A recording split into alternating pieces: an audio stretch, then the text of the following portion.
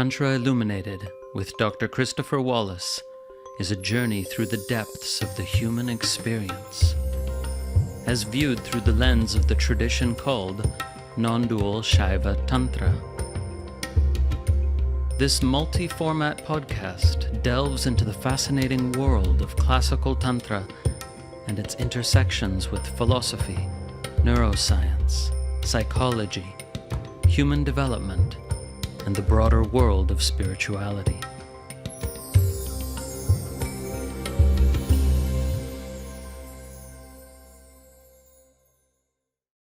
This episode is a conversation, and it's my second conversation with the brilliant Dr. Tina Rasmussen, a teacher of spirituality and meditation, and a cultivator of human potential.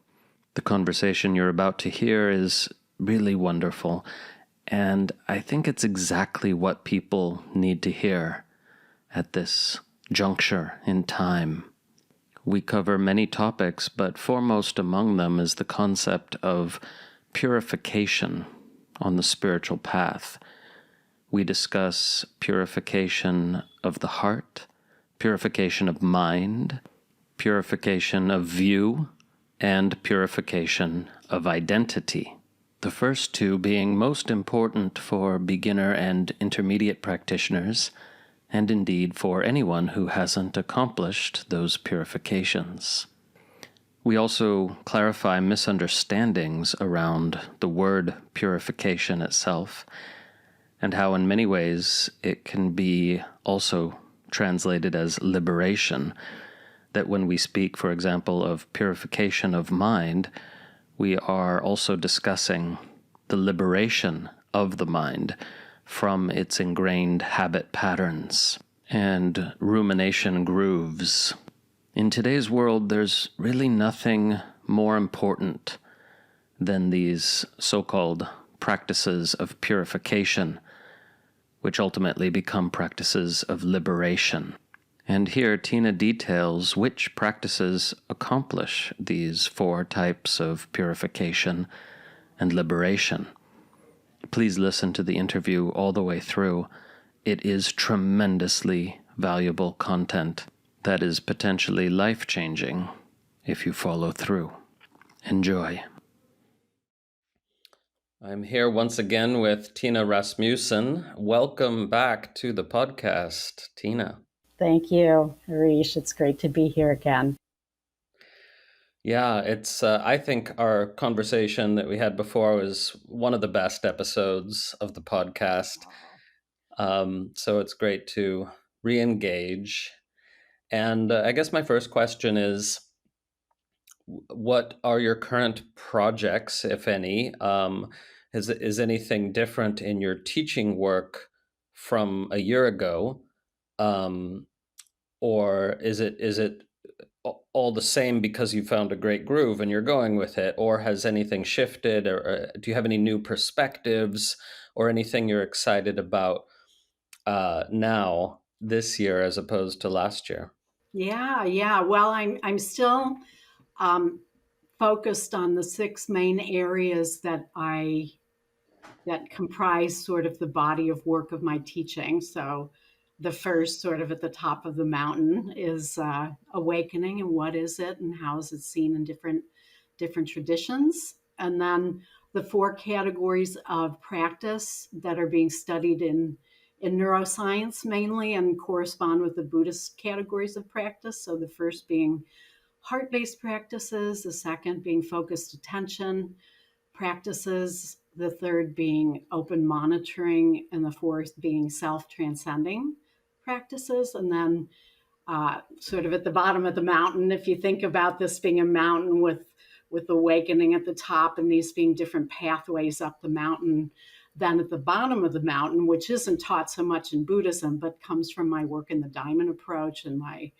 PhD in psychology, is embodiment. And how do we live this off the cushion? How do we work with the personality material skillfully using the developments in psychology along with Buddhist practices and some of the practices from the Diamond approach? And then what about the body, and how do we work with with the body as part of embodiment. So those are same categories. It's just getting clearer to me. Like I keep learning things, working with people, which is really exciting, and experimenting, and working on myself.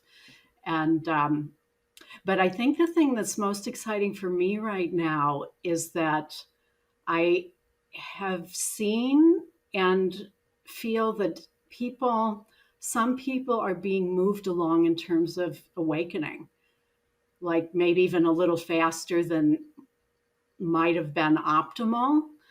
Um, and that to me, this is because of the world situation that it's needed. And I've talked, I'm in a spiritual teachers group that's been meeting for 20 years every month, all different traditions. It's really wonderful. And I've bounced this off of some of them, and some of them agree. And last time I was teaching, a week ago, 2 weeks ago, I asked the executive director of the center. We always have lunch when I meet there, and the founder, I meet with him as well. And they said other teachers are feeling that way too. So I don't know. I'm curious if your thoughts on that, if you've seen anything like that, or what's your take? Yeah, sometimes I like to use the word quickening. This time that we're living in is something of a quickening, Yeah. which makes sense, right? Because even though human nature has, in my view, always been the same, and there've always been ups and downs in history. There've always been autocrats and dictators. We've been Yep. lucky not to have them in the U.S. for the most part. So then we're shocked Yeah. if we get one.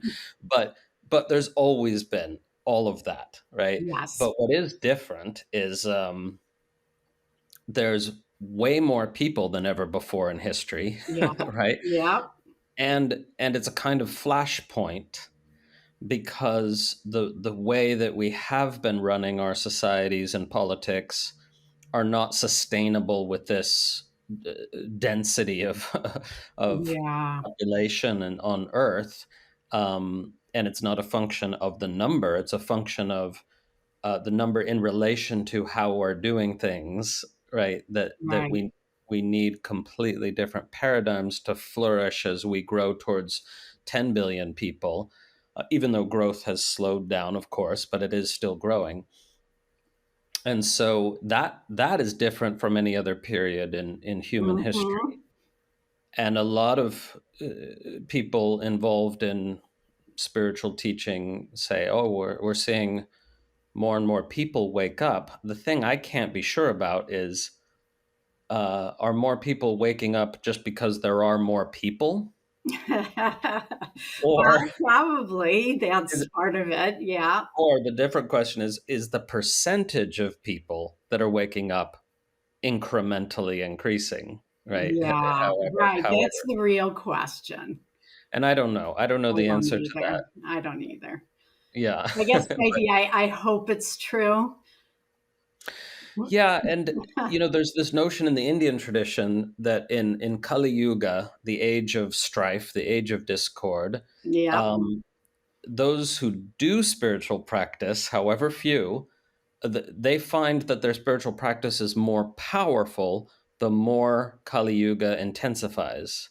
Uh-huh. So it's like in the face of the challenges, spiritual practice is bears fruit more quickly is the Yes. traditional teaching on that. And there may be indeed some truth to that. And that's what I think I'm noticing, because I've always felt that there were, that waking up is accessible, especially to householders, more than it had been traditionally. But that could also be because of our era and the access people have to spiritual teachings as householders and so on. There could be a lot of explanations for that, like what you said. But even just in the last few years, it's clear that we are in the Kali Yuga and that it's intensifying. To me, it just seems like um, people are being moved along a little bit. Like I've had a number of people who maybe a year ago I would have thought this wouldn't have happened, but they are dedicated practitioners, and they just sort of got moved along a little faster. So part of what I'm seeing in terms of my own work is that I'm helping those people to make sense of what's happening and to have that become more stable and integrated in a way that maybe like 5 years ago I wasn't seeing the same phenomena as much. So I don't know. There's a part of me that wants to believe it. I've heard that in Judaism there's a belief, and I've had this confirmed from students who are from that tradition, that at any one time there's X number of people on the planet. If there are that number that are awakened, it offsets it keeps the planet from destabilizing because there's enough consciousness that's not, caught up in the defilements and in suffering, basically, that purified, which is part of how I teach the categories, that it keeps the world from kind of spinning out of control. So I don't know if it's true or not, but there's something in me that would like to believe that it's true. Well, the world order is destabilizing, so we must not have the requisite number yet. Hence the moving along. Hence the moving Yes, along. let's get there. And I hadn't heard that part of the Kali Yuga understanding that people's practice can be more fruitful. I love Yeah, that. So in a that's shorter time. In a right. I shorter feel time. like that's happening to me. That I can feel a moving along that is fruitful. That's like one thing kind of gets digested or seen through, and then another comes along, and it's good. I'm appreciating that that's happening. So, Yeah, and just to mention in passing, because it's a common confusion, the Sanskrit word there is Kali Yuga, which means discord or strife, which is a completely different word from Kali, which means the oh, dark goddess, right? uh-huh. So it's not the yuga of goddess Kali, which would, after all, be a good thing, Yes, right? right. Because Kali is not a randomly destructive force. Traditionally, Mm-hmm. she removes what needs to be removed for our awakening. So she's only beneficially destructive, and that's why she's a goddess, not a demon, right? Uh-huh. But yeah, it's actually a different word, Kali, meaning strife or discord, and Mm-hmm. so that's the age. Um, and we can appeal to Kali for help in Kali Yuga. Yes, thank you for clarifying that. I didn't know that. I mean, I've known about the Kali Yuga for decades and had lots of interesting conversations about it and whether we're in it or not. That was before. Now it's pretty clear. Um, Yeah. but I didn't know that. So thanks for clarifying that. Yeah. A lot of people have that confusion because in English you don't distinguish meaning with vowel length, but in Sanskrit Wow. you do. So, Hmm. for example, the word kala means time, and the word kala means arts and crafts. Okay. So if one is speaking that language, there's a lot of attention put there. Yeah. Yeah, exactly, exactly. Anyway, so to come back to the point, I mean, certainly there's more people waking up in my community, Hmm. but I don't know. I wouldn't try to imagine the cause of that. There's too many confounding factors. Yeah. My own teaching has just matured so much over the last 5 or 6 years that so I mean I don't know what it's a function of, and it's also not only people waking up through or facilitated by the teachings and practices I've shared with them, but also people finding the community who've already had a big awakening and it sort of came out of the blue for them, or they want Hmm. to find, they read one of my books and they say, oh, this is what happened to me, and then they Right. find the community after the fact. That also happens. I've had that too, where people literally almost didn't know what was happening and found my teachings and felt a resonance and wanted some help with understanding and having some stability within that.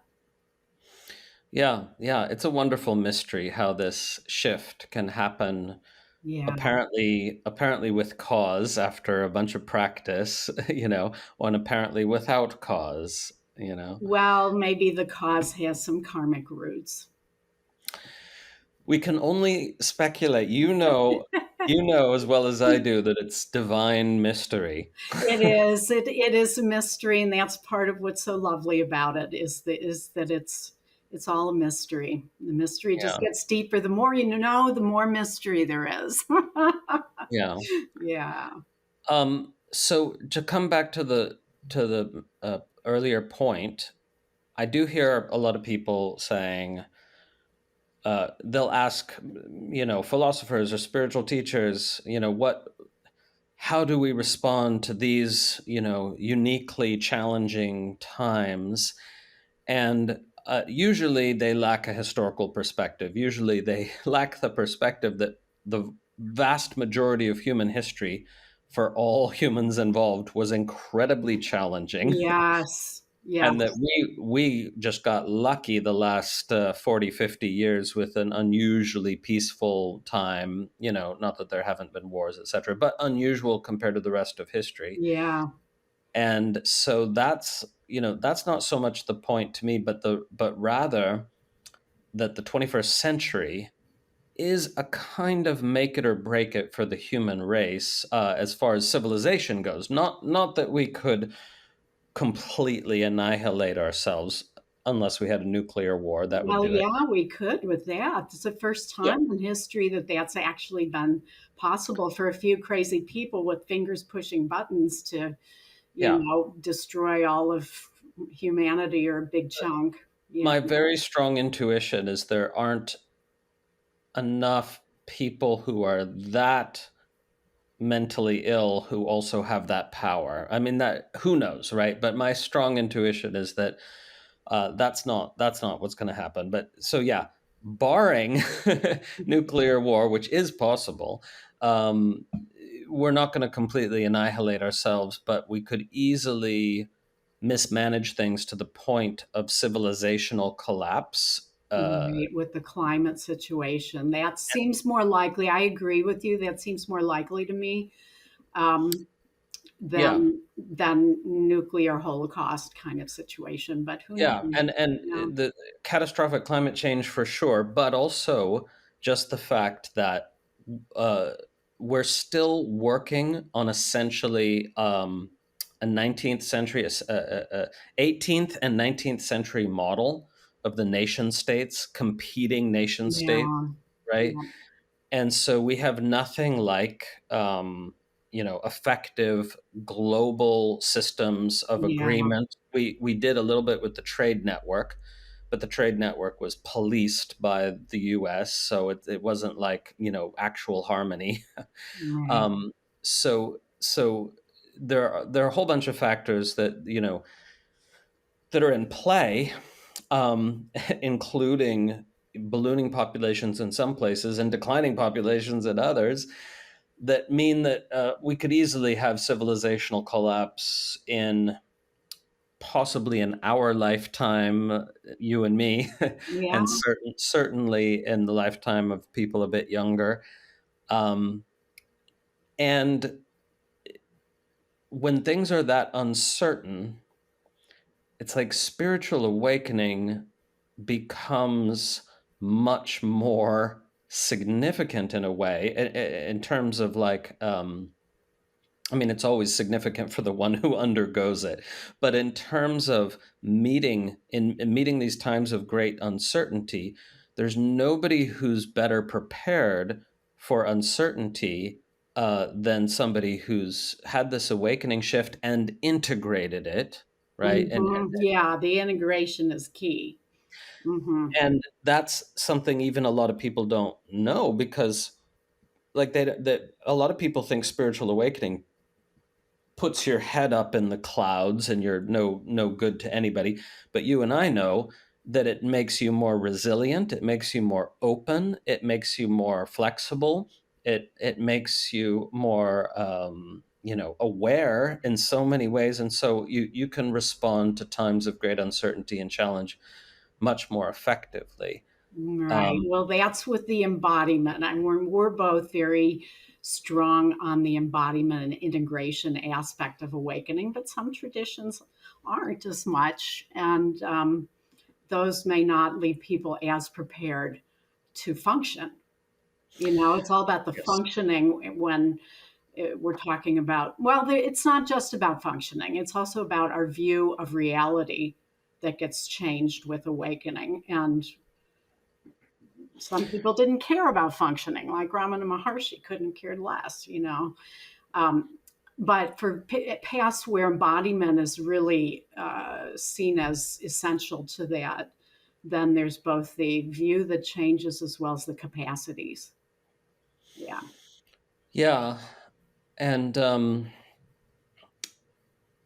that's there's many interesting directions we could go, but to keep it pragmatic, just briefly say, I think the main difference is whether teaching traditions emerged out of a highly monastic context Yes. or Yes. not. I agree. Because, yeah, the monastic context, it doesn't encourage integration of the same kind because there's no reason for it. Right. Um, Right. The renunciation kind of was how that got handled. yeah, Just yeah, renounce the world and turn away, and it doesn't matter whether one is integrated or not. Yeah. yeah. And I think you and I agree that the world needs more awake people engaged rather than Exactly. disengaged. Yes. Yeah. That's a huge part of my mission. And I know that your teachings really include that deeply as well. So here's what I want to ask you, having set it up that way. Something that is incredibly important and powerful and effective both before and after the awakening shift is what we might call purification of mind. And this is something I haven't given as much attention to as I wish I had as a teacher, because I did so much mind purification type practices that I kind of lost touch a bit with how many people are just Hmm. constantly churning with negative thoughts, with self defeating thoughts, with Yeah. catastrophic thoughts, with black and white thinking, with, so on and so forth. And, I've become more aware of that, and like, oh, purification of mind, to have a mind that isn't completely um, entranced with Hmm. negative thoughts and enslaving you as the person who has that mind to a model of reality that is dominated by thought. That's it's a hugely important thing. Hmm. So kind of the part of the problem is that the very term purification is not popular today, and Hmm. people feel like it means you're impure now. There's something wrong with you, and you need to get pure. It's like you're a sinner, and you You're need to get right. All that, Judeo-Christian sinning kind of flavor that, exactly right, when it really means, yeah, developing a more kind of disciplined and healthy mind that isn't subject to these constant churnings of negative thought and so on. right. So basically, starting there, because I know you teach different kinds of purification. Yeah. But starting from purification of mind, what does it mean, and how do we do it, Yeah, and yeah, why is it important now? yeah. Great question. And as you said, this is practical, not only, you know, leading up to or before awakening for, for everyone in terms of reducing suffering, but also after awakening for continuing to thin out the personality patterns. So, numerous fairly recent studies have shown we have between 80 and 90,000 thoughts a day, the average modern human, which is kind of scary. But the scarier part is that 80 to 90% of those thoughts are repetitive. and which we can see if we try to meditate for half an hour, and those are deep, deep grooves in our consciousness. I mean, we know that synaptic pathways that get run over and over again are bigger than those that don't. So when we do, especially, so purification of mind in the 4 categories I've mentioned, this goes with the focused attention category. So this goes with the samatha practice, which also I know is part of the Hindu tradition and the Yoga Sutras and so on. So it, kind of spans Buddhism, and the Buddha got this from his teacher. So these practices. It spans the entire Indian tradition. Yeah. Right, right. So these have been around for 5,000 years or more, they think. So, I mean, it's, to me, that is profound right there, because think of how many things have survived 5,000 years. Not a lot. And why did this get passed down from one person to another? Through famines, through pandemics, through wars, through natural disasters, and not get lost? Because it works. It works. And that's why we still have it today. And it works just as well to free the mind from these grooves in consciousness as it did 5,000 years ago, when people were trying to figure out, is there something beyond the physical reality that I can know directly?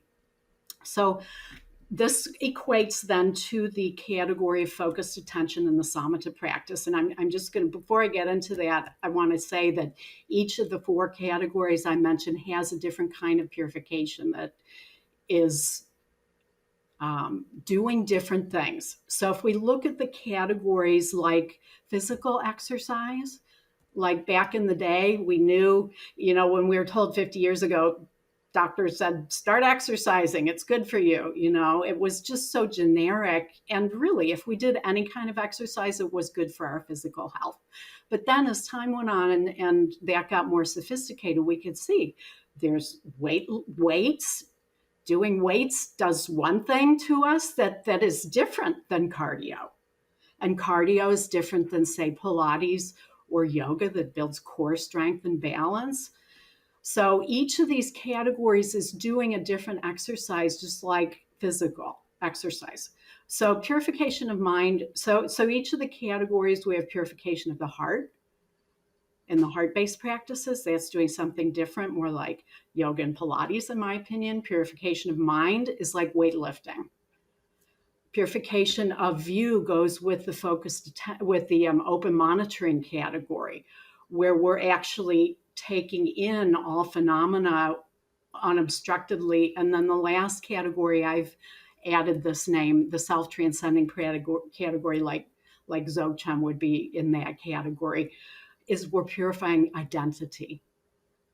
So I've added that. That's not from Buddhism, but how obvious, So each category is purifying different things. Oh, and the self-transcending, I would equate to a boot camp, where you're doing all the other categories and then you're adding some things.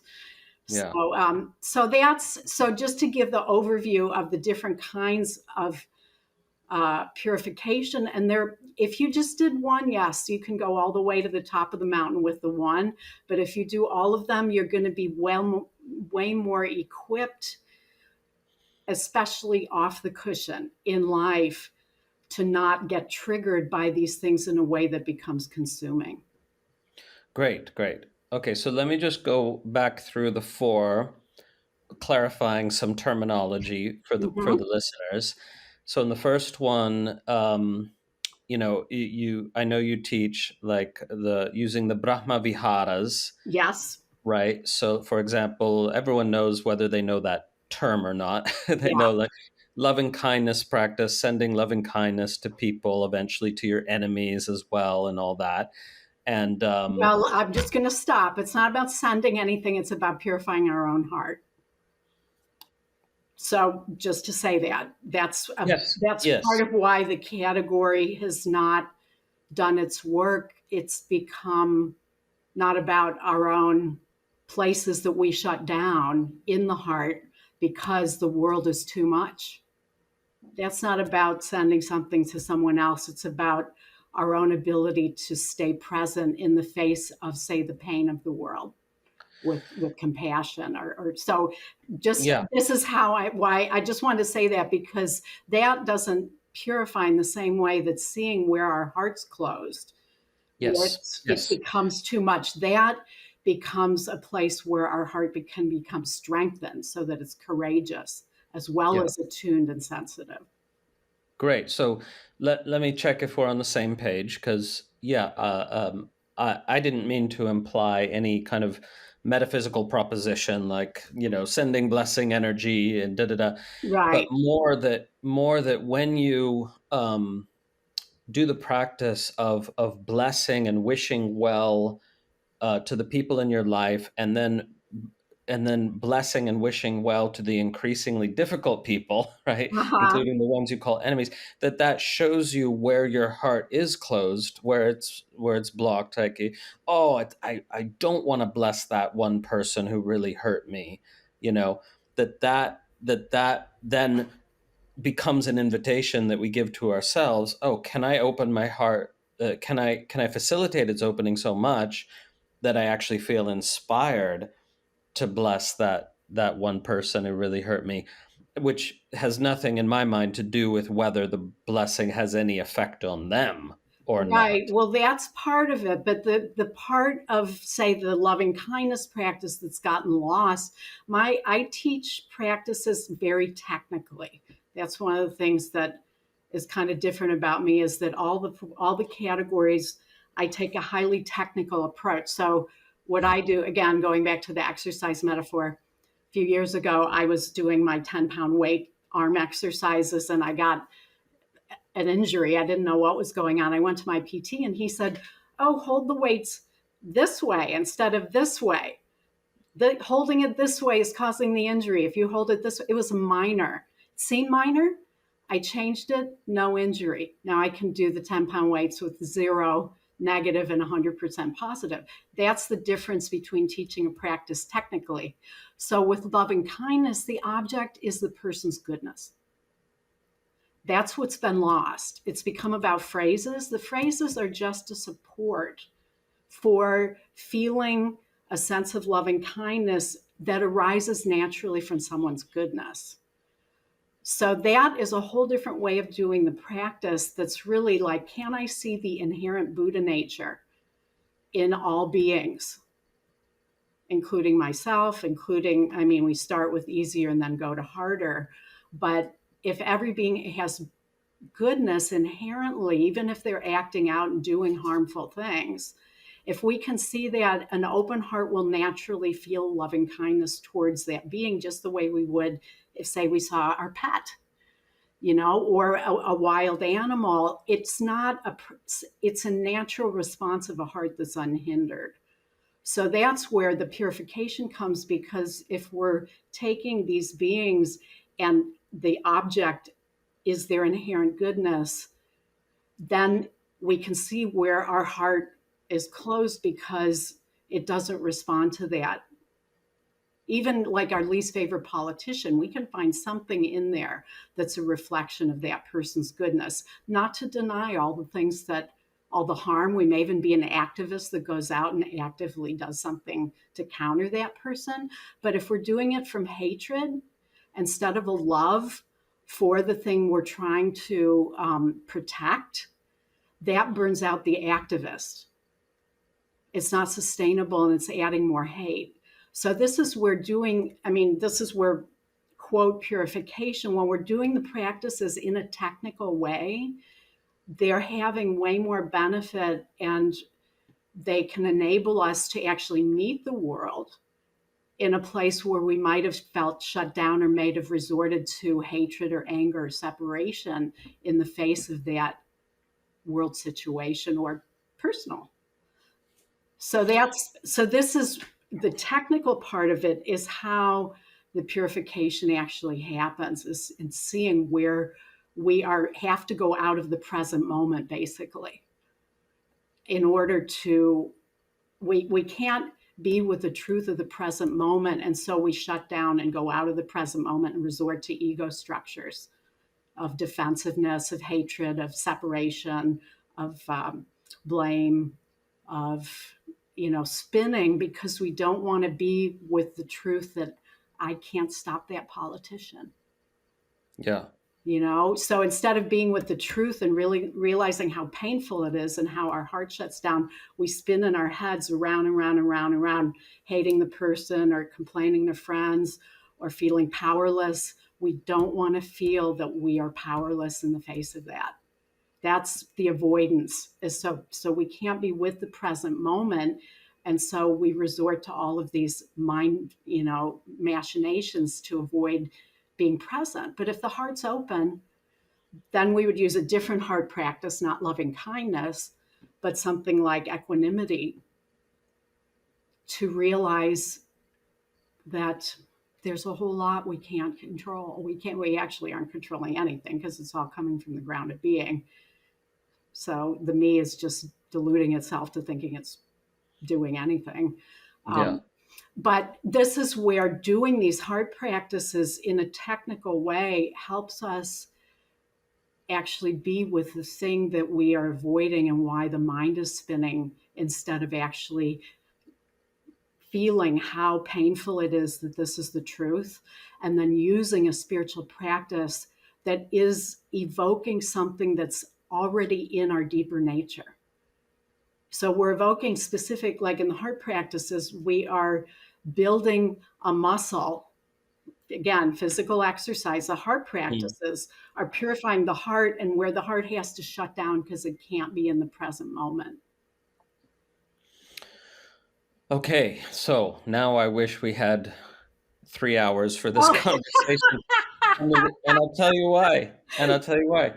Because it's like, oh, I just got like the insight of how we could go through the nuance of each and Yeah, every it's one the of these. nuance. It's the nuance. Yeah, exactly. And so I want to clarify, because I think you're using the word technical in the sense of precision, that there needs Yes, to be precision in the practice, which yes. I teach that way too for some practices.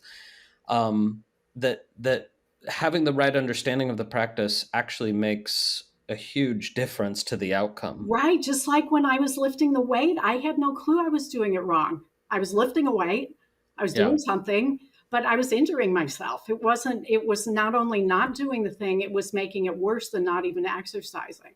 So yeah, this is the heart practices are the category that have been the most distorted, in my opinion, and the least valued. yeah, So the other categories have had more possibilities of technical precision.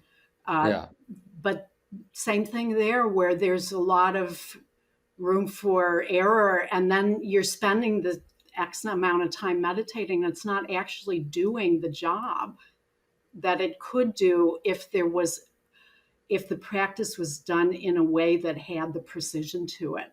It's way more effective. yeah. Again, just like physical exercise. Great.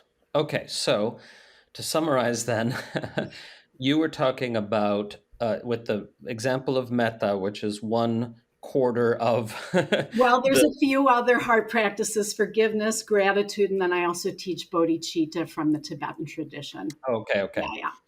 Yeah, so but amongst the Brahma Viharas, the Yes, loving kindness practice is one of four. right. And you already mentioned another one, equanimity.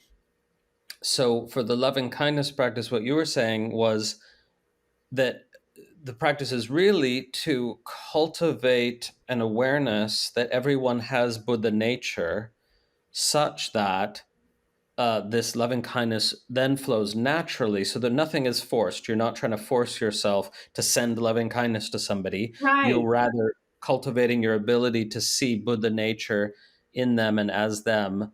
Is that right? Well, it's the goodness. So I brought in Buddha nature because the goodness is a reflection, but it's like when we, each of the Brahma Viharas, and I love that with all six of them, which I sort of include forgiveness and then gratitude as a part of mudita, um, that they cover pretty much every human situation that involves our relationship to ourselves, others, or the world. So the Brahma Viharas are a way of cultivating an open-hearted, a way that our heart doesn't have to shut down and we don't have to basically go out of the present moment in the face of any human condition.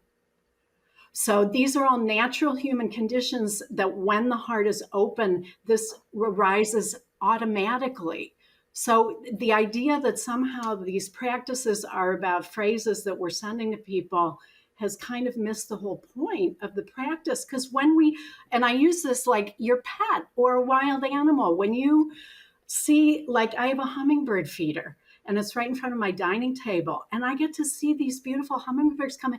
Every time I see one, I'm like, I want that little hummingbird to have a good day. I want it to find lots of juice and, chase other hummingbirds and do whatever, is their nature. And it's easy.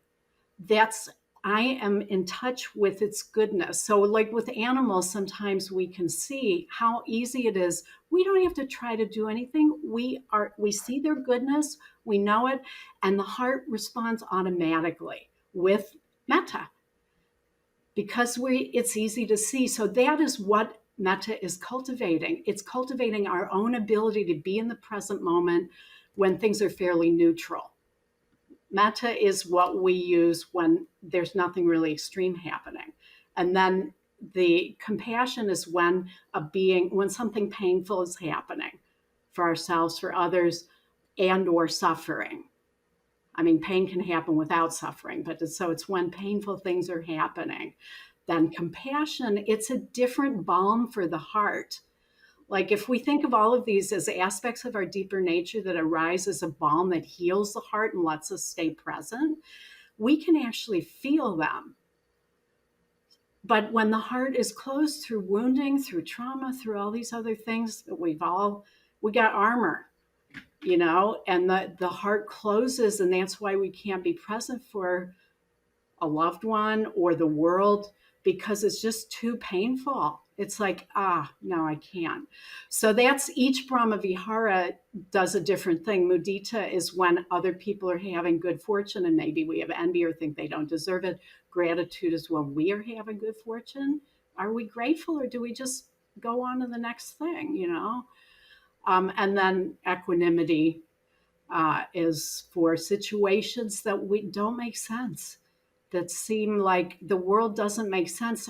But if we have to wait for the world to make sense and everything to be good, to have equanimity, we are never going to have equanimity, ever. So that practice is about, can I have equanimity in the face of this? Not that I don't do anything. I might still like be an activist. I've had professional activists come to me.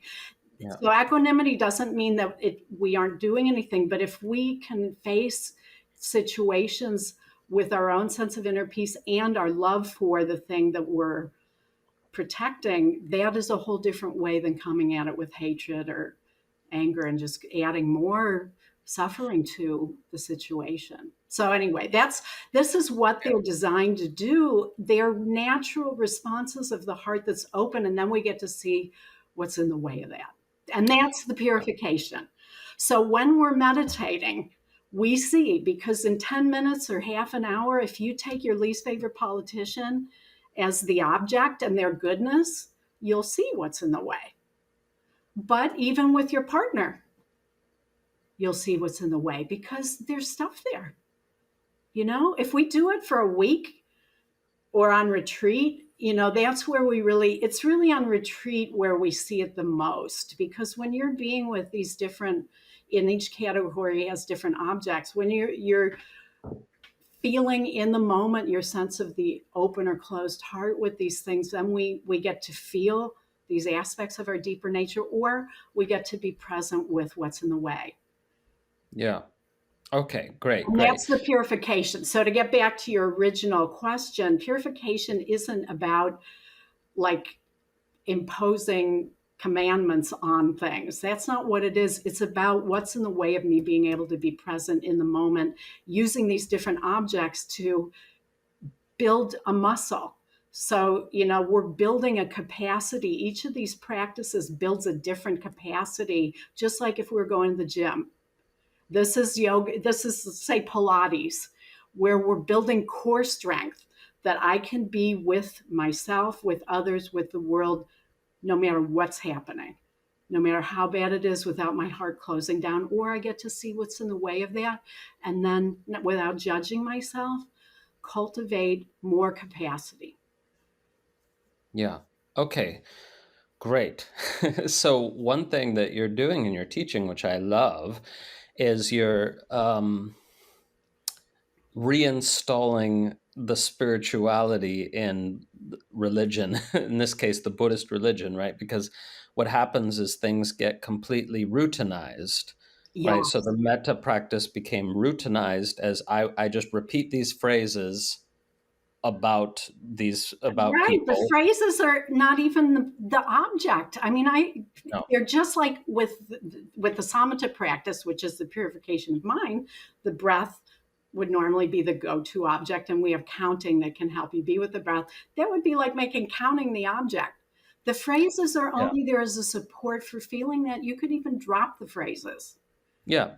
And religions always do this. They always routinize and ritualize and formalize practices. And so there always have to be teachers in each generation who, for those who are interested, are getting back the original spirituality, Right, right? exactly, right. And Yeah. that's breaks my heart with the heart practices, how, in my opinion, they've been marginalized in the way that you're describing, Yeah. to where they're not even about your own. I mean, these are hard practices, when Yeah. you're doing them, they're not routinized like that. They are robust. And when our heart becomes more open, people feel like, you know what, I can face the world. But this is where it's a deep practice, and really doing it. It can be done as daily practice, so there are ways to do that are fairly robust. But really, where I've seen people have huge breakthroughs is on a retreat where it's taught in a way that has precision, which isn't often done. And um, people get to build their capacities and also see where their hearts are broken and heal Yeah. that, and it's beautiful. So let's just take a specific example. And of course, in reality, each person goes through a unique process. But Yes. what do you say to somebody who comes to you and says, I haven't been able to forgive my abuser, my rapist, that I can't see goodness in him. I Right. can't see Buddha nature in him. I can't celebrate his successes. I wish for his downfall. I can't forgive him. I can't feel compassion Right. because in what I see when I look at him is this person who doesn't care about other people because of what he did to Right. me. A So harmful person. I see him as kind of inhuman. Right. What do I do? Yeah. Yeah. Well, this is why it's important. Again, the heart practices have been distorted to where they're about other people. We're not this, when one does a heart practice for somebody who's harmed yourself, in this case, you're talking about the forgiveness practice, it really has nothing to do with that person. What it has to do is the place in our heart that's broken and that we're still suffering from because that person did harm to us, legitimate harm. And I work with people all the time who've been abused as children, who've had sexual abuse as children. I mean, comes up all the time on my retreats. That's what people are working with. So, I this is a common thing for me to Yeah. work with. And it has nothing to do really with that person. What it has to do with is in the place in us that's swallowing the poison. So this is why the practice is being about sending love waves to other people. It's irrelevant. This isn't being done when we do the forgiveness practice. It's not for them. Yeah. It's for us. It's Yeah. for us where we're holding, like the Buddha talked about, the hot coal. we see that we are holding a hot coal and it's burning our hand. The other person isn't even thinking about us, but we are still suffering because of our own inner workings. So something like that, forgiving somebody who's really done like really horrendous, horrific harm like that, the person may never forgive them. That's why it's a practice. But and I've had forgiveness practices where I've had to do them for years. And every time a little bit more lets go in me. It's not about letting the person do it. We would still not want to be around that person. Right, That's right. wisdom. So Yeah. that's why wisdom has to be part of it too. It's not saying you have to talk to them. You don't have to interact with Of them. You course. would stay away from them. You would be glad they're in jail. When they die, you might be happy because they aren't going to harm others. So it's not about them. It's about our own heart getting healed. That's what we're doing the practice for, is because every time we think about that person, we're still suffering inside. That is hurting us. Yeah. And it's not doing any harm. It's not preventing that person from raping someone else. Right.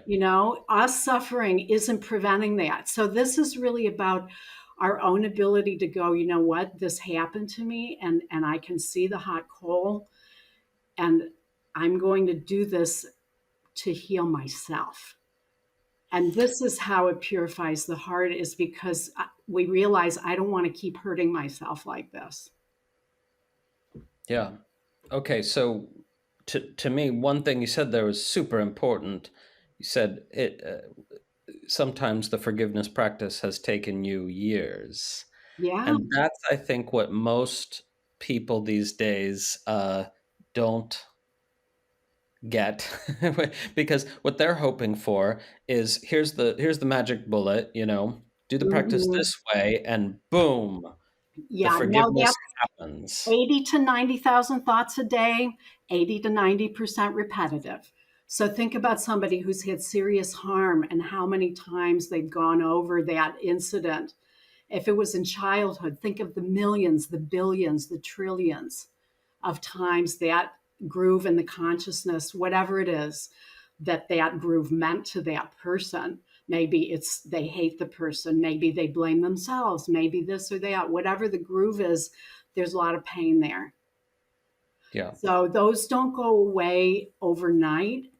And the cool thing is that they can actually get healed to the point where when somebody sees uh, or thinks about that person who did the harm, there can be a neutrality.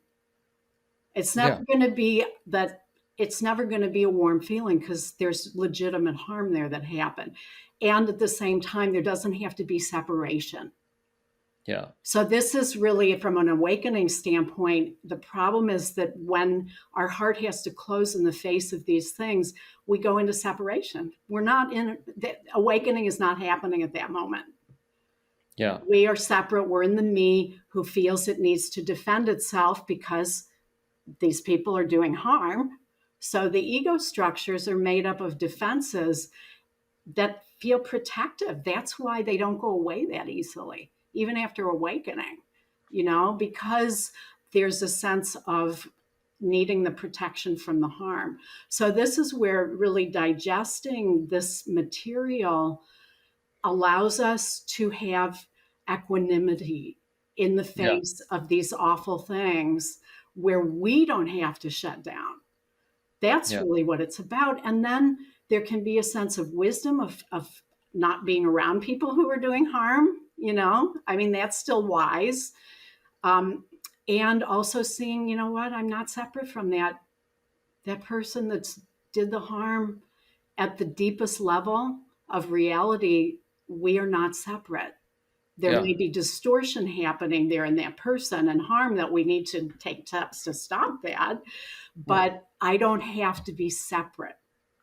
Yeah, and I have the capacity to do harm too. Maybe not the same Right, action, but I have the exactly. capacity to do harm. Exactly. And this is part of what gets worked too, is that we see this is what allows the non separation is, yeah, maybe we didn't, murder someone or rape someone or things at that level, but how do we have, hatred towards our neighbor who did X that we didn't like, who lives next door?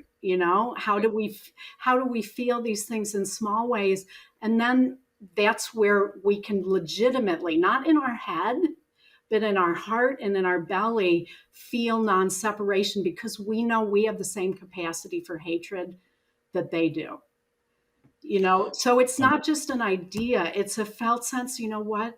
I can actually be non-separate because I have the same capacity to harm. I might not act it out the way they did, but it can arise.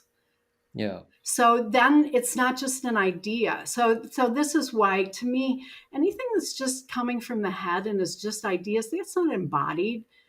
That's, Yeah. I mean, it's better than not having the idea that we want to try and say forgive people, but that's not embodied at all. It's just, it's bypassing the actual work of purifying our hearts that actually hates that person. Yeah. So let me narrow down the question a little bit. Um, so I'm the person who's been abused in some horrible way, and I say I cannot see the goodness in that abuser. Mm-hmm. What do I do technically with the Yeah, practice? How do yeah, I get to the point that's a of great seeing question. some spark of goodness there? Right. So like the only practice where we're seeing the goodness is metta. So just to say that, and the other practices, there's different objects. So this is again where technically, but if we're doing metta, say for the difficult person, used to be called the hated person or the enemy, maybe, I mean, bringing in our abuser at that point would be a very high bar. So just to say that, but it's worth working. It's worth working with somebody at that level. So to see their goodness, same thing with least favorite politician. What I'll do sometimes is have people, so the goodness is inherent. It's not because of a doing.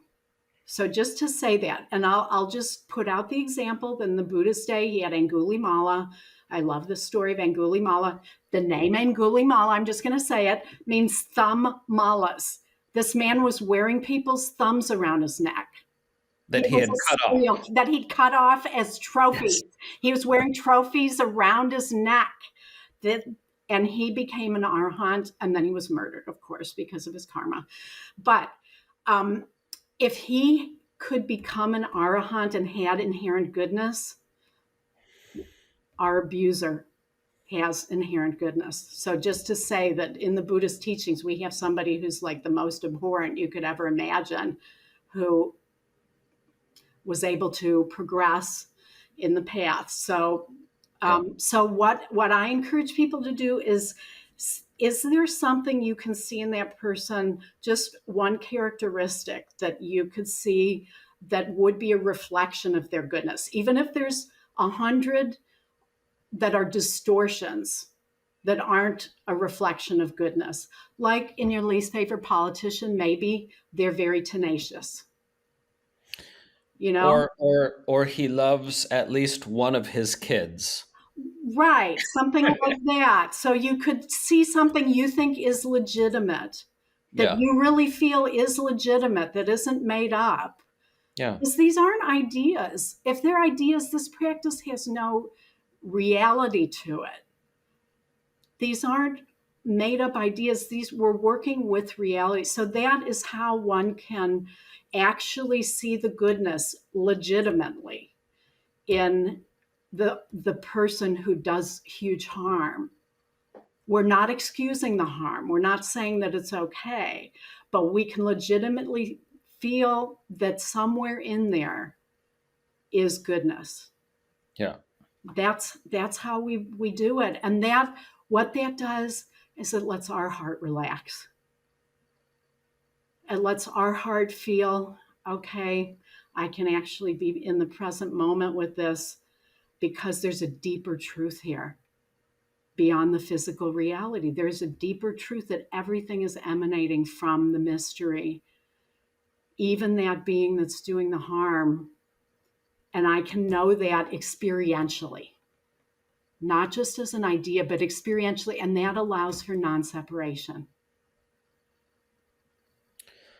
Yeah, And beautiful. there's peace in that. We don't want to go near that person. We want to never Sure. see them again. And at the level of the ground of being that's under and manifesting everything, we can feel like I don't have to separate out. I can know that at an ultimate level, there is goodness. And maybe it'll be 100 lifetimes before that person can embody that. But Yeah, so this is where it's real, it's not made up, and viscerally then we can live that. yeah. So I think also what's really important is that, people are sometimes subject to a kind of black and white thinking, such that we need to remind them, hey, to find this one nugget of goodness in that person doesn't mean that you're saying what he did is okay. Exactly, we're not excusing the behavior. All of this, and this is where the relative and the ultimate come in. At a relative level, like in Buddhism, the first noble truth, I just, every year that goes by, I appreciate the Buddha's brilliance more and more with the first noble truth. To me, the first noble truth is not life is suffering. It's life has pain in it for every human. There, no Yeah, one gets out of it. The Buddha had back pain. So people tried to kill him. There was infighting in the Sangha. He had things that he didn't like, just like we do. And he couldn't stop those things from arising. So the idea that somehow we're going to get out of that is just let that go, because you're just going to suffer if you think that you're going to be exempt from pain. So, but in Buddhism, pain is, it's part of the physical level of experience. Pain is going to be part of it for every human. The suffering is the second arrow.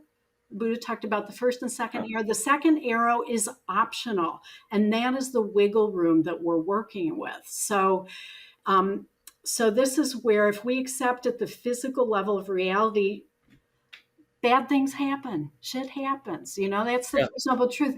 And there's a deeper reality that we can know that we are, and that everything that manifests is, and when we know ourselves, is that there is a non-separation there that can give us a sense of peace, that there's a deeper reality that isn't it, that is more fundamental, that is beyond the pain of the physical realm. yeah, But it doesn't deny the pain of the physical realm. And that's where, seeing that beings that are causing harm, there is harm, there is pain at the physical level, and we don't need to stop trying to reduce that or yeah, excuse that. It's not an excusing of the harm that's done, it's a knowing the deeper reality. That's really what is being pointed to. And when we know that, in that way, our heart doesn't have to shut down, and we don't have to go out of the present moment, which is important for awakening. yeah.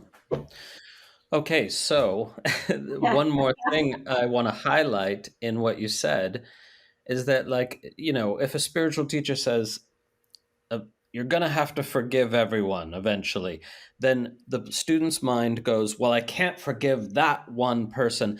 And what you're saying before, which was, I think, brilliant, is, but don't go there. First practice the forgiveness with everyone that it's easier with. You Right. don't You even work out. know you Yeah. don't even know what you're capable of if you've forgiven 50 people Right. before you get to that one that's going to be the hardest. It's going to Yeah. be way easier when you get there. Exactly. And like, if you start with your neighbor that's doing something you don't like, you might forgive them, and you might still go over there and have a conversation about what they're Sure, of doing. But your course. heart, you're not hating them when you have the conversation then. You can Yeah, have the conversation going, what? This is what I would like. How's that work for you? You might still have the conversation. That might just be skillful means, but you're doing it having forgiven them. So yeah, you start where it's easier. We always start at the easiest place with the hard practices, and then work our way up. Thank you for Yeah. saying that. That's such an important principle. Right. Okay, so the purification of the heart happens with the four Brahma Viharas as you're teaching them in the Yeah. precise way with Right. nuance. Right. The four plus forgiveness and gratitude. Right. And then I Okay, also have bodhicitta from the Tibetan tradition, right. which Which is includes the aspiration for awakening for the benefit of all beings. So that has a different flavor, but because it includes what I would call the enlightenment drive as part of it. So yeah, those you're dedicating your enlightenment drive to the benefit of all beings. right, right, to our own benefit, but also other beings. So that there's that pointing to the non-separation right from the beginning. Yeah, well, exactly. All beings includes yourself. Right, right. Sometimes people think, well, that I can't. It's like I'm selfish if I include myself. No, you're included in that. You can do it because you also want to suffer less and be Yeah. happier and all those things. But there's a deeper when we're meditating, it brings meaning because and I believe this is real. I'd love to hear if you think it's real, but like merit, I don't know if you have merit in your tradition, but like good Yeah, karma it's sort not of. emphasized, but it's Yeah. there. But like Yeah. when we are practicing and we're thinning out these patterns that in Buddhism are known as the hindrances and defilements. So these are the things that that basically they're personality patterns. So the purification is really the purification of the personality patterning, those grooves that I talked about that we now know from the neuroscience. Um, and oh shoot, forgot what I was going to say. Um, Well, we're purifying these. Oh yeah, with the merit. So when we're purifying these, our consciousness is becoming more pure, less patterned by egoic personality patterns, and that is actually contributing to the collective. So when we're doing this, we are benefiting the world. This goes back to what we were saying at the very beginning about we just through our practice, let me take the just off. Through our practice, we are actually at the level of the collective putting little droplets of more purified consciousness into the collective that I believe can offset the regression that's happening right now in consciousness. So we are actually benefiting beings in a tangible way through our practice. So if people feel disempowered that I can't do anything, if you are actually purifying your consciousness, you are benefiting the world. You might not get a medal for it. Your friends who aren't practitioners not going to appreciate what you're doing. But if we believe that, and I do believe that it is affecting the collective, just like in the I was so happy when I heard in Judaism about this belief that if there were X number of awakened beings, that was helping keep the planet from careening out of control. That we are actually benefiting beings. yeah, and not only that, it's a disproportionate benefit to the numbers because Right, somebody might say, "Oh, but there's so few of us that are on the path of awakening," and blah blah blah. But what I say is the thing is that actions and expressions that come from our deepest nature, whether we call it Buddha nature or Shiva nature, right? That right, those actions and expressions that have a direct line, as it were, to our deepest nature are disproportionately effective or influential, even if we don't get to see that influence directly sometimes. Whereas actions that are misaligned with our true nature, they're less influential. It takes more numbers of people right, for those actions to be effective, and that only makes sense because in the pattern of reality, if you're drawing from a deeper place, it automatically has more power than if right. you're just drawing from the limited human psyche. Right, right. I've heard numbers like 1 to 1,000 or 1 to 10,000 or even 1 to, depending on the person's level of purity. It's like, say, if it's an ocean of consciousness, you could have like the perfume level of, purification, or you could have, or the like toilet water where it's watered down, or the perfume, or the very intense, highly purified, um, uh, consciousness that's going to have a greater intensity and effect on that pool. So Yeah. yes, that's what I believe too, and I think there is some pointing in some of the scriptures to this kind of thing. Okay, so we won't have time, unfortunately, to go through all the forms of purification. Maybe Yeah.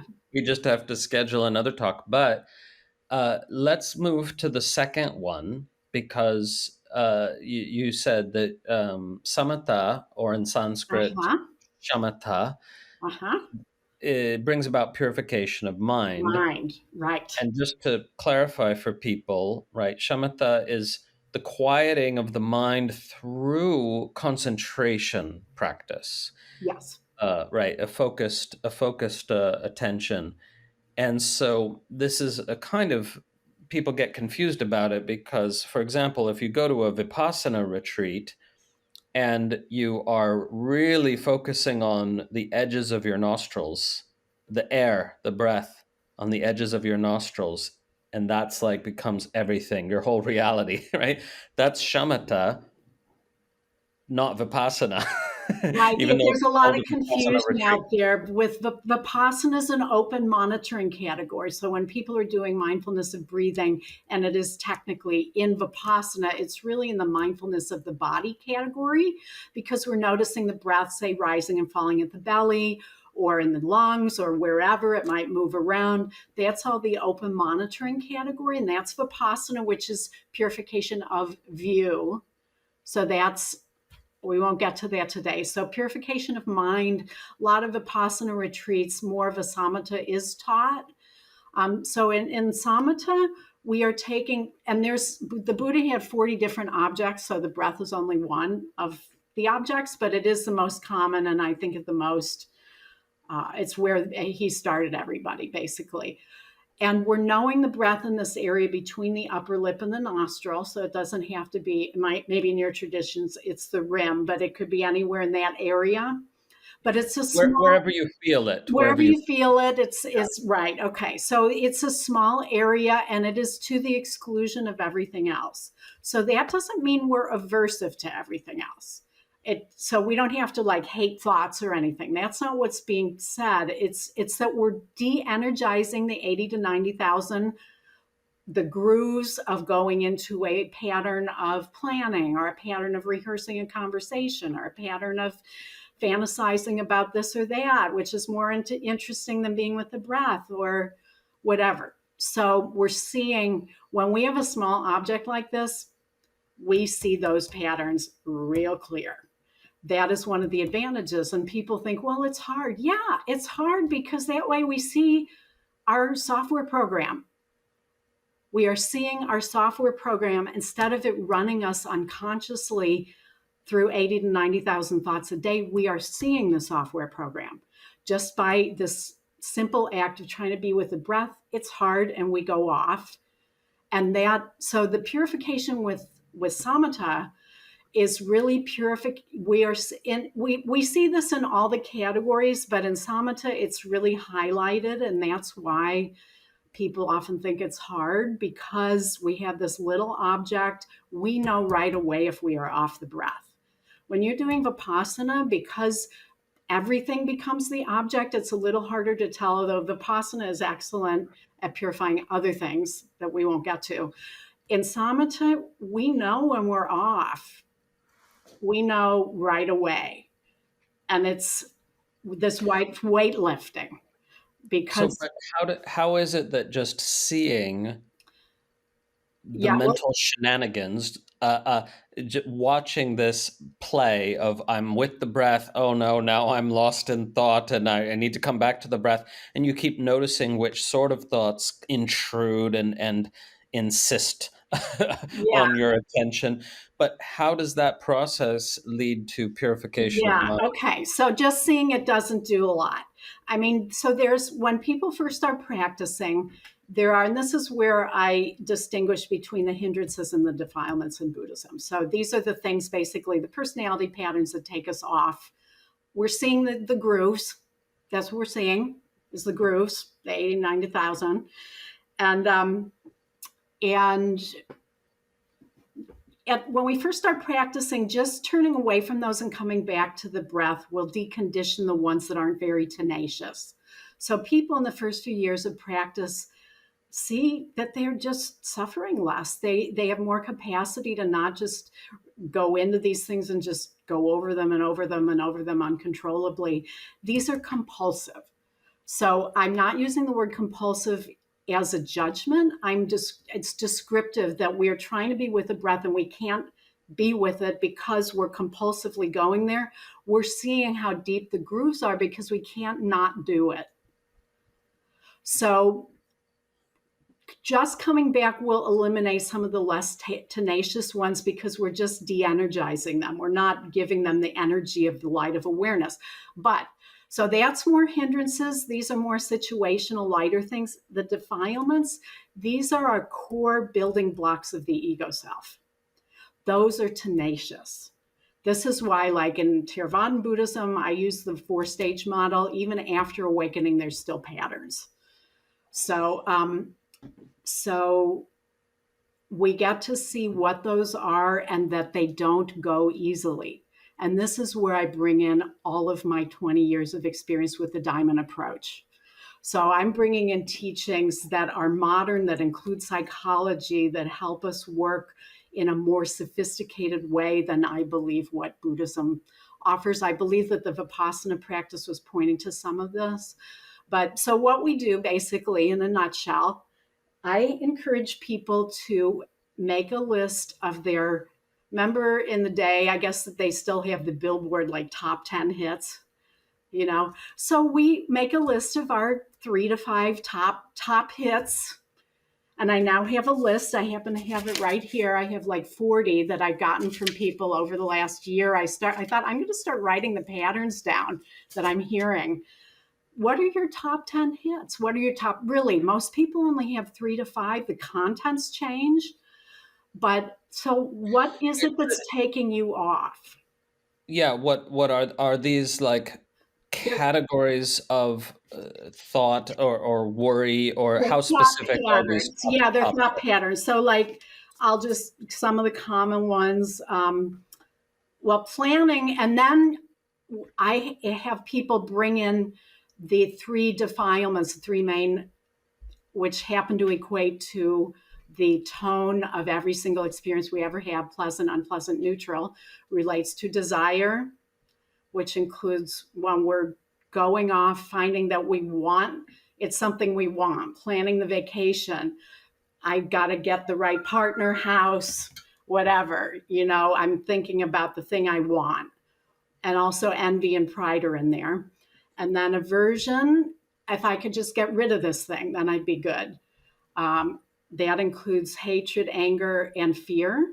So hatred is more of a cold, like ghosting. I'm just going to, the cold shoulder. We haven't, even in our language, we know what that is. It's more cold. The anger is more hot. Like I want to yell at the person. I want to punch them. It's engaged. It's like fiery feeling. And then fear is, I want to get away from that thing because the aversion is fear-based worry. And then the third, and that equates to unpleasant. And then the third is delusion, which a lot of times people don't even really see. But this to me is the hardest defilement to really identify because it's like Teflon. It's the falling asleep on ourselves. It's the, I know this thing in my life is out there that isn't working and I should have that conversation, but I'm just going to pretend it's not there because I really don't want to deal with that. It's the doom scrolling. It's the streaming, the binge watching. It's the, I have to go unconscious because I can't tolerate being with how hard the world is right now. So delusion. So this is where like planning How can could there become be top heavy. how could there be top 10 hits? Because those three Those encompass three, everything. well, those encompass everything, but what we're seeing is the person's unique software program. I have like 50 of these patterns now. I'll just like intellectualizing. That's a good one. Um, let's see, ruminating, victim, comedian, martyr, anger, pleaser, explainer, narrator, rehearsing, rehashing, remembering, fantasizing, worrying. Anyway, the Okay, so person, all of those thought patterns, though, are in service of attachment, aversion, or delusion, right? well, each one has a flavor. So that can be helpful. Like, what is the flavor? So, like, planning can have all three. You know, somebody could be having planning, but it could be from desire, aversion, or delusion. Like, if they're planning their next vacation, that's way more interesting than being with the breath. Well, we're seeing a pattern that they do all the time. When things get hard, they go off into fantasy as a Mm. way of not being present. So, all of these things are defense mechanisms. And this is where psychology comes in, because the me is way more sophisticated than just that. So, we're seeing the person's defense mechanisms that make up the ego self. And this is why they don't go that easily, because I'll just make it up. Say these things get laid down between 2 and 10 years old, and then the rest of our life is just the psyche gets built on top of that. And we also come in with things. So, say that pattern was used because, this is where if we sit with it and use then some investigation into it, using more of an inquiry vipassana, like if say on a retreat, these things just eventually get in your face where you're meditating 6 or 8 hours a day or more. They get so in your face that you have to turn towards it and use something that's more like vipassana or inquiry. So the person turns towards it. Why am I fantasizing? What's going on with that? Well, it's desire. It's more interesting than being here with the breath in the present moment. I'm going off into the future, fantasizing about this and that. Well, what's going on there? Well, over the course of a lot of being with oneself on and off the cushion, they might realize, when I was a kid, my parents fought a lot, and sometimes my dad abused my mom. And if I would sit there and read a book, a fantasy book, I could get away. And that was my refuge. So And they those could see grooves the got worn. pain. Well, they can see how there's pain there Yeah. that hasn't been digested. So these things are all, it's our deeper nature calling for healing of that. People hate these things, these patterns. We don't hate them. We need to love what they did for us. They saved that kid. And this is why they don't go that easily, because when they're not there, we feel defenseless. So say somebody say has an anger pattern and they get angry and they feel like, again, I'm just making things up, but they see when they're meditating, say they're on retreat and somebody's always doing something annoying. I had a guy like this. The first retreat, their pants were swishing when they walked in the hall. And so he had a version about that the whole retreat. Then the next retreat, somebody near me is breathing loudly. So the whole retreat, just anger, anger, anger, Third retreat, he finally comes in and he says, maybe it's me. Because every retreat I find somebody who's doing something annoying. And then, I worked with him in the mentoring program that I have, and he realized I do this at work too. Mm. It's a pattern. So maybe that anger pattern, though, we see that this was how my family dealt with everything. Instead of feeling things like being hurt and other things, anger. So that person starts working on it, but then it's not that easy to get rid of, because then when they start being like, well, yeah, that person did that thing, but big deal. Well, then there's a part of them that says, don't do that. You're going to become a doormat. If you don't have the anger, because it's a defense, it makes us feel anger is our reaction when we don't want to feel helpless. So, so this is where the unwinding of this, they all go to places that are very, that there's unhealed pain, and they don't go that easily. Yeah. Okay, wait, let me do a quick zoom out because when talking about purification of mind, we said first, samatha, for example, anapanasati, right? Yeah. And then you went sort of into psychology and that and a whole kettle of worms. But what's our actual second step? Yeah. So the first step in samatha, when we're doing any of these categories, and this is where it's so cool because the categories end up supporting each other. Once we really get the technical precision of each category, then they can be used together. So I'll just give you an example. So with samatha, our go-to is always just come back to the breath, because that's going to decondition that groove and replace our software program there with the program that's neutral to positive, which is just being with the breath. Instead of looping out, I just saw the news story. I'm now looping out about how angry I am about what X did. And instead, I'm just going to be with the breath. I'm going to see that this is a groove. So I'm not going to go there. So that's more like an antidote of coming back, and that will decondition some of it. It won't decondition all of it, though. So at some point, and this is where to me retreats, and there's some recent research that really shows that for people to make big leaps forward, often retreats are necessary for the big chunks. The daily is super important for, the one drop of water many times kind of wearing down. But so say on retreat, somebody sees this at some point when it was really in their face and they really just couldn't be with the breath anymore, they would leave the breath and use Vipassana to investigate that experientially. So then what they're doing is they're Vipassana feeling meaning open the monitoring, open monitoring the whole category experience. where we're investigating. Because in Yeah. samatha, we're being with the breath in a general way where we're not investigating, we're knowing that it's there, but it's the word samatha means both serenity and concentration. So it's a serenity practice where we're orienting towards the mystery that's beyond the physical and samatha. And vipassana, we're investigating our experience, like what's actually happening. So But not mentally, not right? mentally, experientially. That's what's Yeah. really important. So we would say it was an anger pattern. That person would be like, and this is where I also bring in the diamond approach inquiry practice, which has one thing that the Vipassana doesn't that's kind of important. So we would let ourselves feel the anger. Like, what's it doing? I'm just going to let it rip.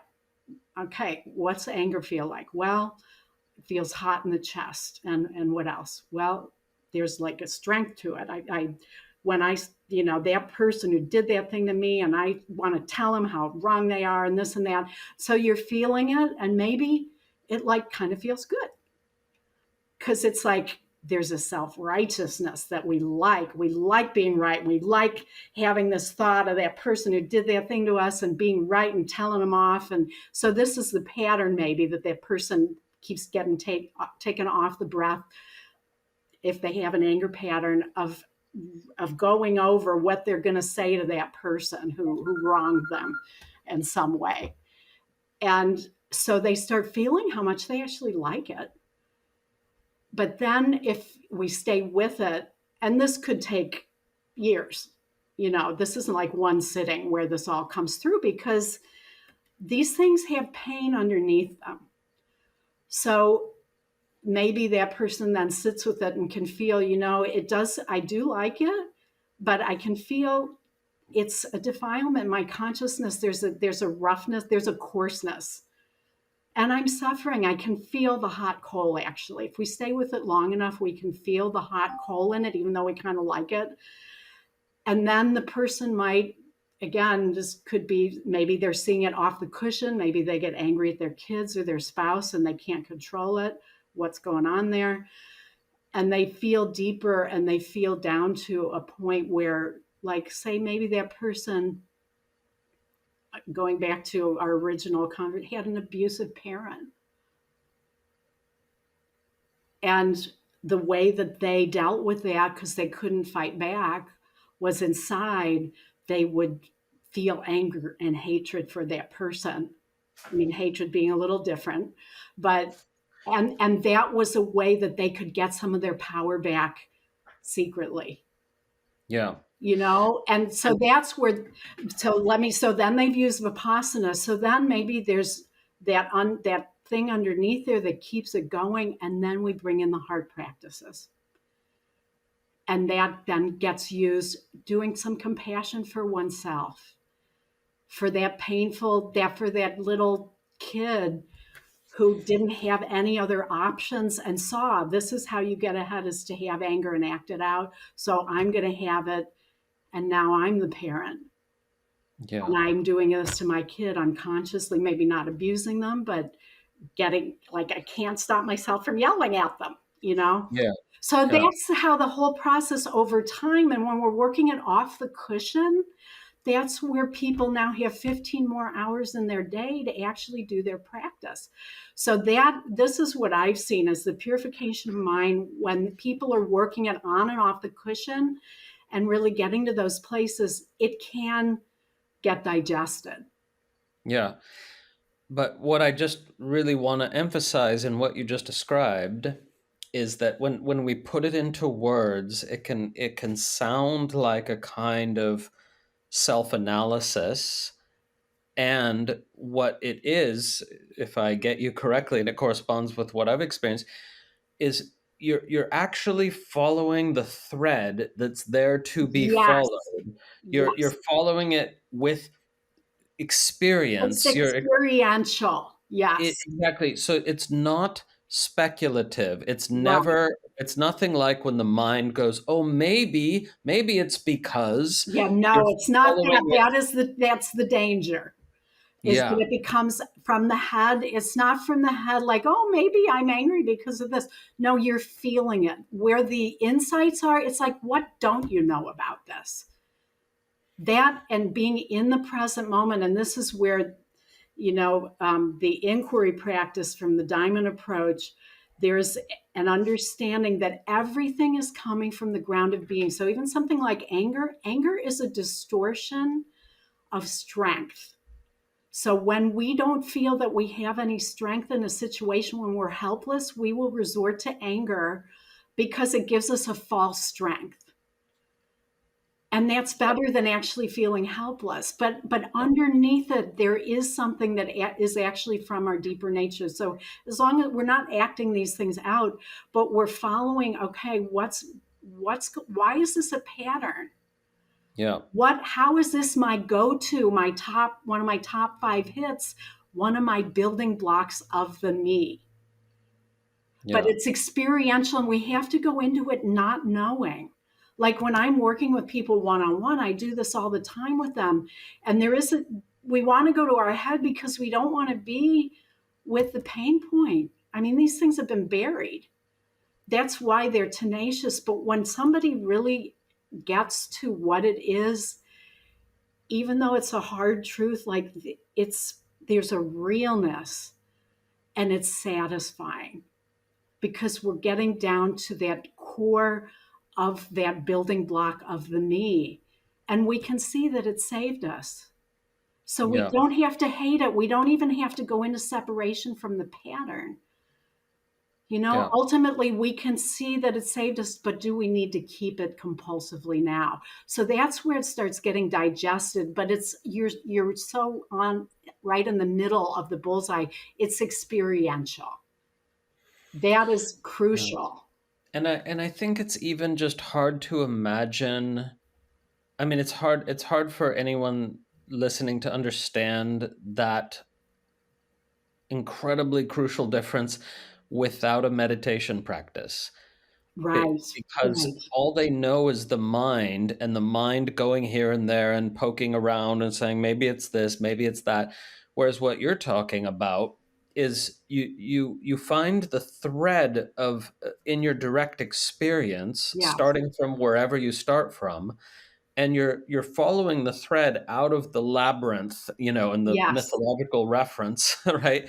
You're following the thread all the way out of the labyrinth, and you're not just guessing, oh, should I try this way Right. or that way? It's all experiential. Or say you get triggered by something you see on the news or something your family member did or something. This is now, oh, I got triggered. I wonder what that is. And then, if we have a resonance of it, we can then go and explore this and be like, okay, I'm gonna feel the triggering. I'm gonna be curious. I'm gonna take the judgment off. This is experiential. So this is where we can use these things off the cushion to understand more and start unpacking what's happening instead of judging ourselves and having like, non-dual fundamentalism where like I must be in non-dual states all the time. This is how all this stuff gets pushed into the unconscious because now we have a spiritual superego that's saying that shouldn't happen. No, now we're out of the present moment. So this is where our life will show us where Yeah. the unhealed places are, and then it's all experiential, and then like every moment becomes an opportunity either for the transformation of this material or for the transcendence where we're not caught up. Okay, amazing. So, and I also just want to say to the listeners who've gotten this far, that depending on how much experience you have with this, all of this, this whole practice, you might think that like, oh, Tina and I we're talking about this and that and blah blah. But no, like what I've been really impressed by in this conversation and the previous one is how you have such a beautifully worked out system that's where all the building blocks of the system were crafted through your direct experience and your practice Yeah, and from your teachers and blah blah blah. But what we've been doing from my perspective is walking through some of the nooks and crannies of this exquisitely constructed palace of spiritual practice and understanding. And that's why I was like, oh, we need more time because I sense all the corridors and all the rooms we could explore. well, yeah, there's the other two categories, and yeah, the self transcendent, if someone has that, then that can also be brought in to see this thing in the grand scope of Yeah, boundlessness, and just so yeah, briefly, okay. we can get to it in another conversation, but just briefly, what are the two purifications that we didn't, well, we got into Vipassana a little bit, right? A But little, yeah, yeah. So purification of view is Vipassana, where we're really investigating. In Buddhism, it's called materiality and mentality. I don't know if you have an equivalent to those, but yeah, nama rupa,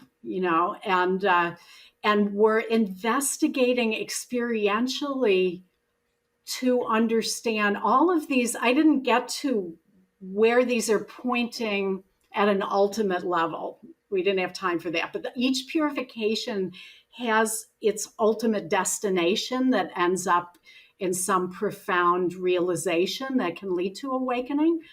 They're sort of,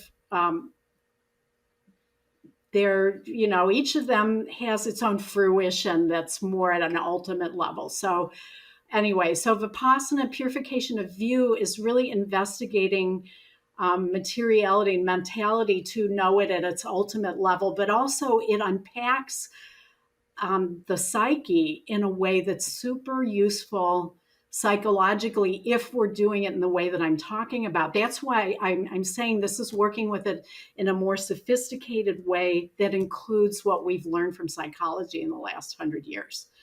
And it's, we're going in, like you said, with precision tools rather than with um, like a mallet or something. So, and then yes, and then purification of identity. We're right. going directly for the non-duality. So in Yeah, the self-transcending category, all of them can realize non-duality in different ways. So that's a potential for every category. But the self-transcending, normally, like in Dzogchen, you would want to have some of the first three under your belt before taking that on because it's more refined, but you're going directly for the non-duality, using the other three categories as building blocks. Yeah, okay, great. So in total, we have purification of heart, mind, view, and identity. Yes, Yes. exactly. Exactly. And what's super important also here is sort of rehabilitating the word purification, right? Yeah. Not implying there's something fundamentally wrong with you, like original sin, and that it needs to be purified or whatever. But that this process of purification we could also simply call, see if you agree, um, bringing into alignment. It's like bringing all of these faculties and well, in terms of identity, it just gets thinner and thinner and thinner until it's a gauze that then just Yeah. evaporates, Yeah. right? Yeah. But even when identity evaporates, we still have mind, right? And so on, and those, when we talk about purification, we're talking about refining them in such a way that they no longer um, interfere with our clear seeing, right? Right. Bringing them into greater Mhm. alignment with the deeper nature of reality. And purification is the traditional word that these Mhm. that these traditions used, but we can define it more precisely, but it just takes more words. So have Well, I and as you were, described it more or less yeah, right? yeah, that's great. And you were talking and hearing that reflected back. Another word that people probably would like a lot better is liberation, because we are liberating the patterns, and those then can get reabsorbed into the ground consciousness rather than being structures that are really, they're just calling for healing. It's the ego, it's the structured consciousness that's in those deep grooves that is calling for healing, that can then get reabsorbed into that deeper ground nature and aren't then obstructing. They're the veils. I mean, they're the like material that the veils are made of. So those can get reabsorbed. That's all that they're. That's, I mean, I'm saying this in a way that kind of isn't right, but that's what they're trying to do. The reason why they're calling is it's like our own nature calling to be liberated. So when we're purifying the mind, we're also liberating the mind. Right, right. That it's the me really is being liberated, those structures in the me, but doing it in a way that's custom for every person based on their software program. So we're basically giving ourselves a software program update where we are both the program and, in a way, the programmer. I mean, of course, it's all the ground of being that's doing all of it, um, but we can appreciate. I mean, one of the things I love about it, and I find this more and more as I'm holding this, where nothing needs to be in opposition. We're not killing the ego, we're not doing any of that. We're understanding experientially what these patterns are doing, how they got there, how they saved us.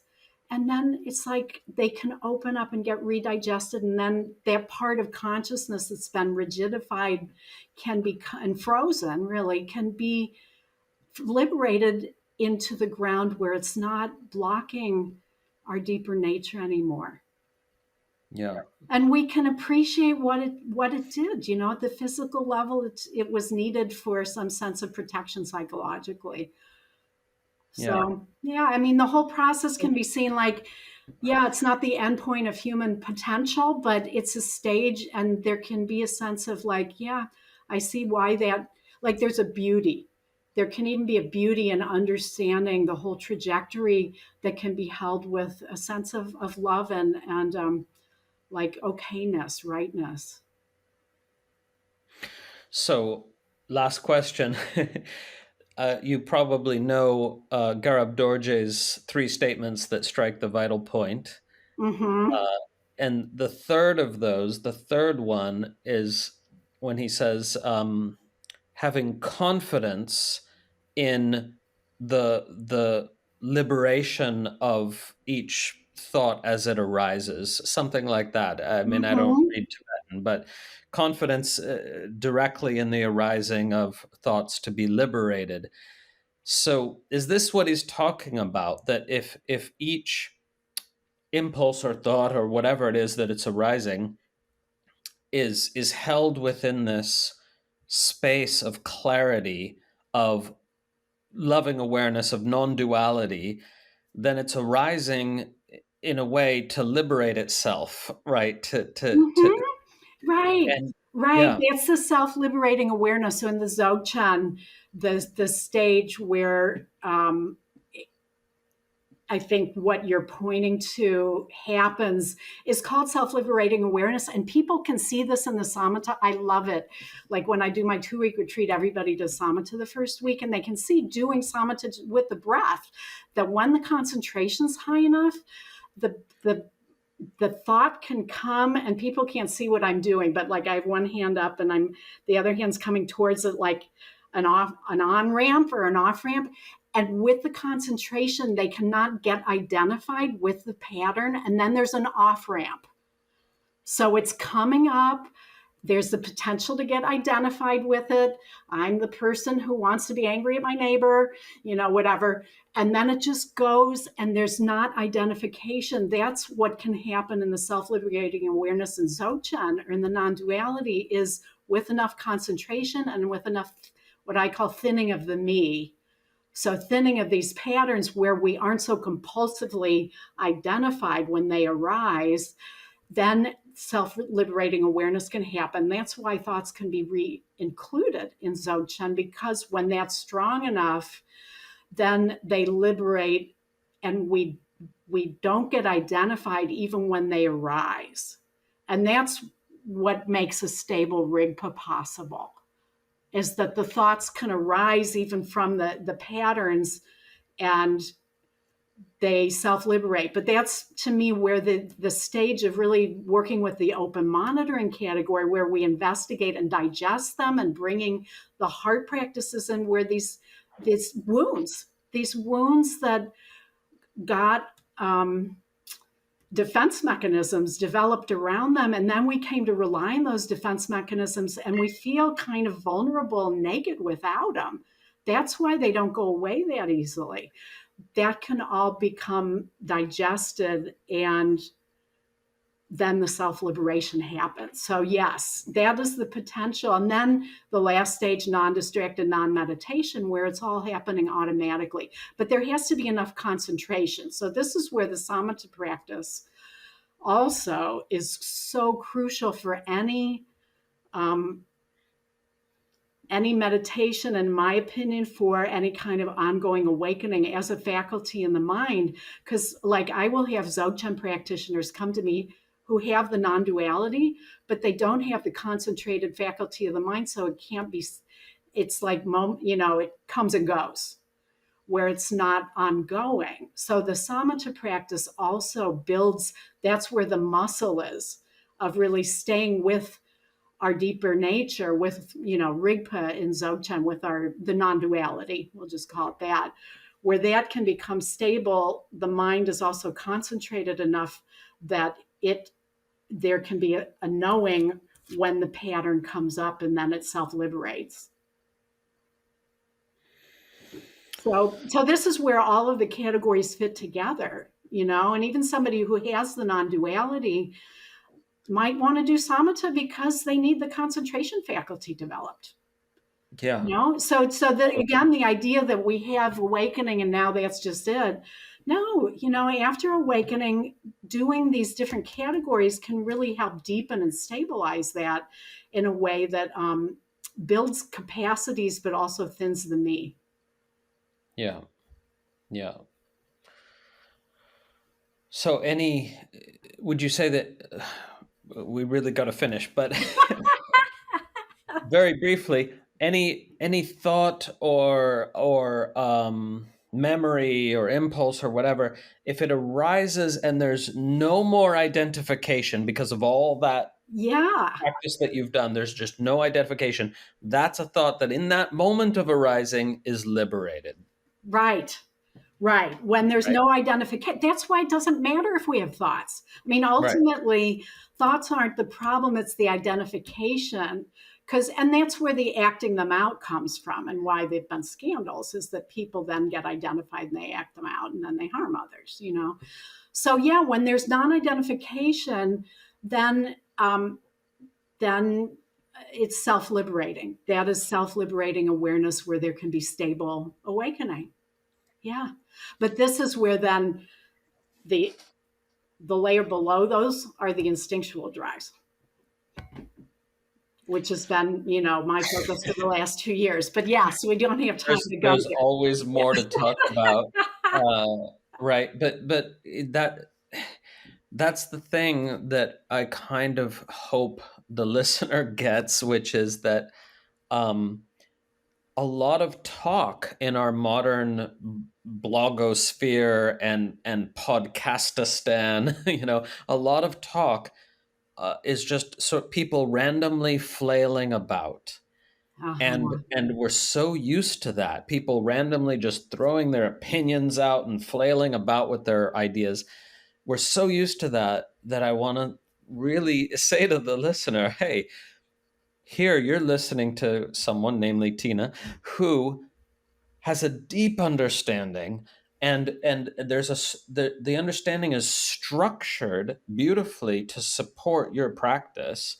And there's other teachers like this too, of course, but it's relatively rare, and it's certainly rare in our modern discourse, which is just so, just so full of just opinions, and opinions are irrelevant. It's when we build a structure of understanding on the basis of centuries of precedent, but verified by our own direct experience, that there's something that we can offer to somebody that's so much more than an opinion. It's an actual map to freedom. And I'm Yeah. so grateful that you're in the world offering that to Oh, thank to all you. your students. Thank you. It's same with you. I just so appreciate our conversations because they like help me flesh things out in a way that is really brings me a lot of joy.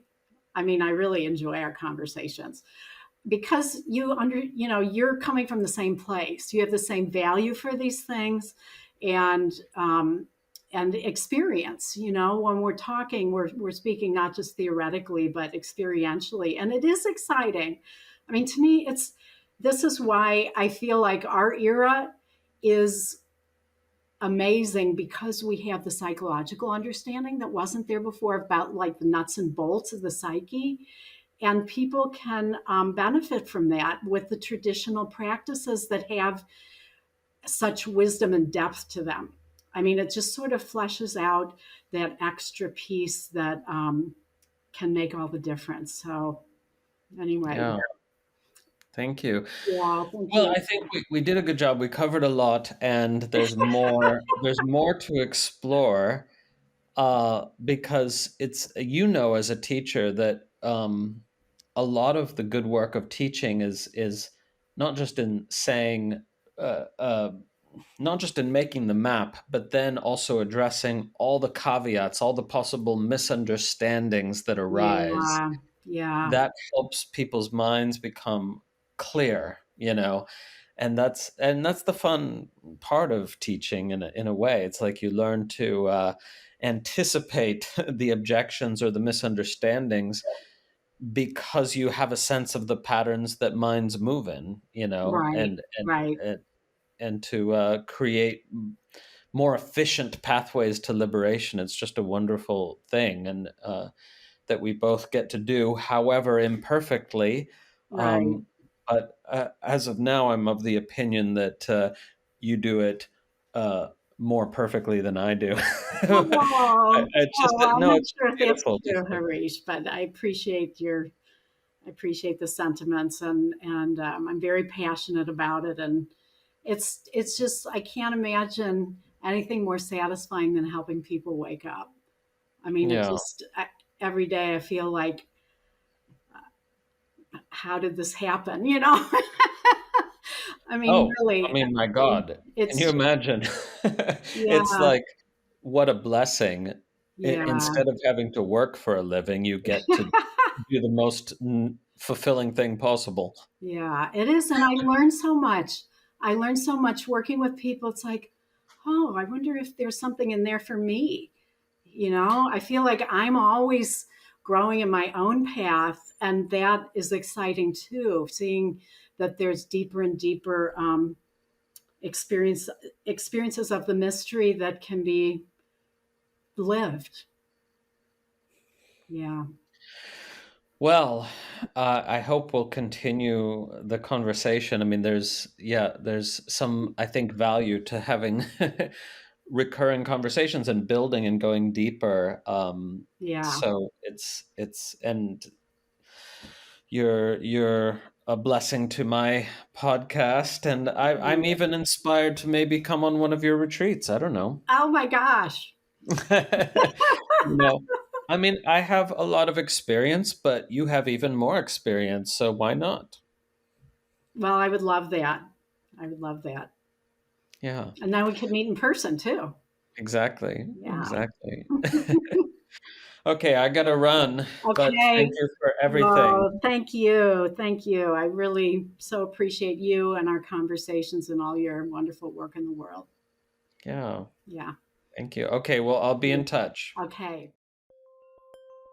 Hope you enjoyed the episode. Remember, you can always find out more about the tradition of non-dual Shaiva Tantra at tantrailluminated.org, where, if you wish, you can become a subscriber to our online learning portal, and you'll receive access to a vast number of recordings, including a comprehensive curriculum in tantric philosophy, tantric yoga practices, guided meditations, and much more. Music for the podcast composed and recorded by Ann Leader. Find her at annleader.com. Podcast produced by Paula Chamas. New episodes drop every other week. And may all beings benefit.